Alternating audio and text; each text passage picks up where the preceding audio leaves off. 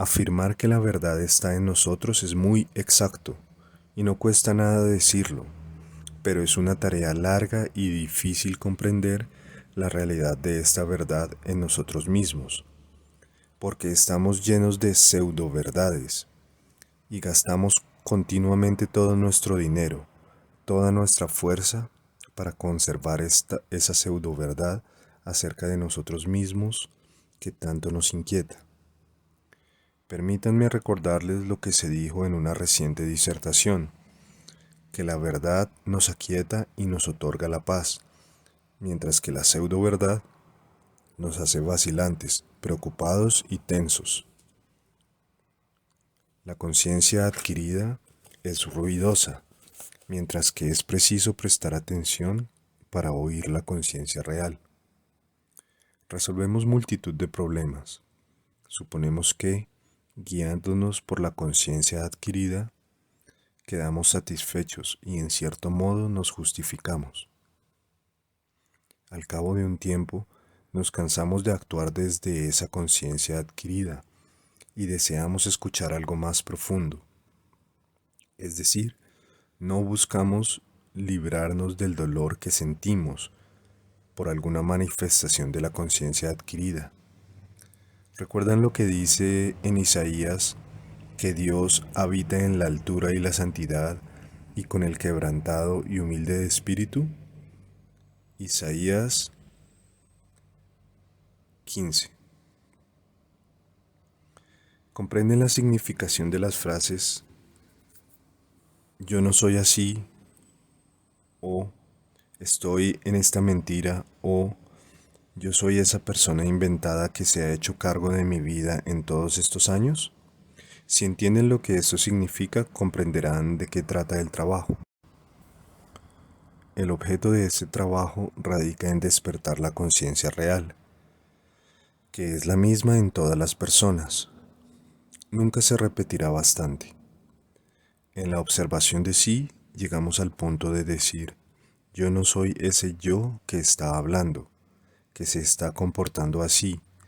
No soy esa persona que imaginé ser. No soy todas esas cosas externas, esos honores, esas posiciones, esos fingimientos, esas virtudes, esas cosas que trato de hacer, esas ficciones que mantengo. No, yo no soy esas cosas que se han hecho cargo de mi vida. Yo no soy esos yoes.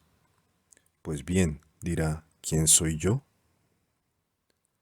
Le será imposible decir lo que es, excepto viendo lo que no es y alejándose gradualmente por medio del trabajo interior de esa gran ficción que ha mantenido, solo que debe hacerlo con una pizca de humor, con cierta capacidad de reírse de sí mismo. Entonces se agruparán gradualmente en torno de su sentido de sí mismo cosas reales, y esto lo verá súbitamente por el hecho de que será capaz de pensar, leer, de reflexionar. La razón es que podrá alejarse de la corriente de la vida, esa excitada vida a la cual uno se aferra para hallar la felicidad y a la que tan pocos son capaces de renunciar. Porque la mayoría de las gentes creen que renunciar quiere decir morir. Por el contrario, no quiere decir la muerte, sino la vida. Recuerden la frase del trabajo, nadie es feliz.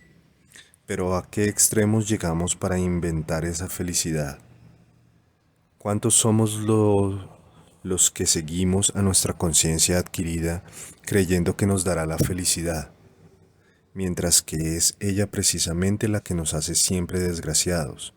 Se asemeja a una especie de otros y para la cual sacrificamos nuestra. Ahora bien, pensarán que que cuanto he dicho es un tanto solemne. En realidad no lo es, pero como todas las otras cosas en el trabajo, puede ser tomado con una pizca de sal.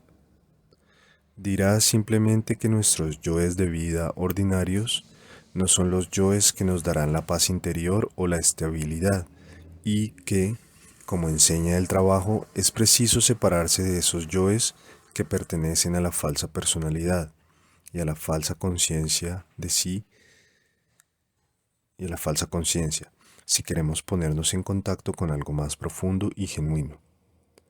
Cuando observa en sí mismo un yo que siempre lo lleva por el mal camino a las falsas emociones y los falsos propósitos, hacia la rivalidad, hacia el desprecio por los otros, y cuando alcanza una vislumbre de esos yoes que obraron en toda su vida, entonces es una maravillosa experiencia poder decirse a sí mismo, yo no soy ese yo, y empezar a separarse de él. Si tuviéramos una conciencia real, todo el mundo podría unirse y toda la policía, las leyes, las guerras, el control militar, etc., dejarían de existir, porque la conciencia real que está escondida en todos nosotros es una y la misma. Y si todas las gentes tuvieran conciencia real, serían capaces de comprenderse unos a otros y de hablar una lengua común. En el trabajo intentamos estudiar un lenguaje que nos pueda unir a todos, que todos podamos comprender, y su objeto es despertar la conciencia real. Pero mientras tengamos una conciencia adquirida, una conciencia artificial, que en la práctica es diferente en cada caso de acuerdo con la educación, la nación, el país, etc., no hay posibilidad alguna de comprensión común, y así todas las cosas seguirán siendo lo que siempre fueron.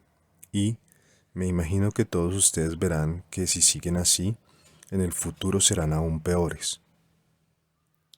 Aquí tenemos a gentes que están en sus yoes tradicionales y que luchan los unos contra los otros por doquier, y nadie trata de comprender nada, y nadie puede comprender nada.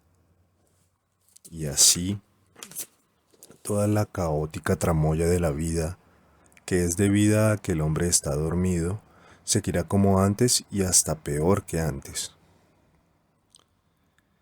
Pero nosotros debemos tratar de formar un núcleo de personas que desean trabajar sobre sí, sobre la conciencia adquirida, sobre la falsa personalidad, y separarse de esta terrible fábrica y conocerse mutuamente en un nivel más profundo, donde sea posible encontrarse los unos a los otros sin todos los insultos y confusión y malas interpretaciones propias de gente dormida que se comporta en una forma puramente mecánica.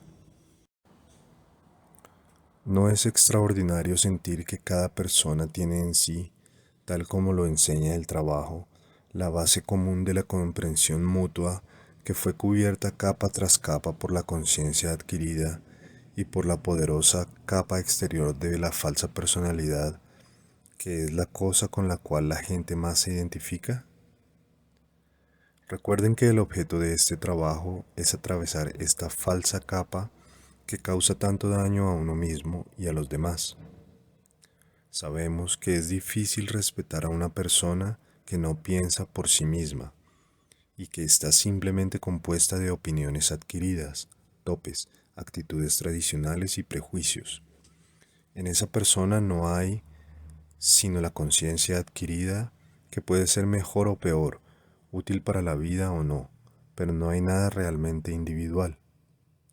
Si conversamos con ella, vemos que no tiene pensamientos, ideas, nada vivo, ningún poder para lograr algo nuevo. De hecho, conocemos de antemano qué rollos de gramáfono girarán en respuesta al estímulo aplicado, y, como las mismas opiniones serán repetidas una y otra vez sin cambio alguno. Y cómo las mismas opiniones serán repetidas una y otra vez sin cambio alguno. La conciencia adquirida o falsa es pues una cosa fija, mecánica, mientras que la conciencia real es algo muy diferente. Ve todo a su verdadera luz y así juzga diferentemente en cada caso. Es relativa, no absoluta.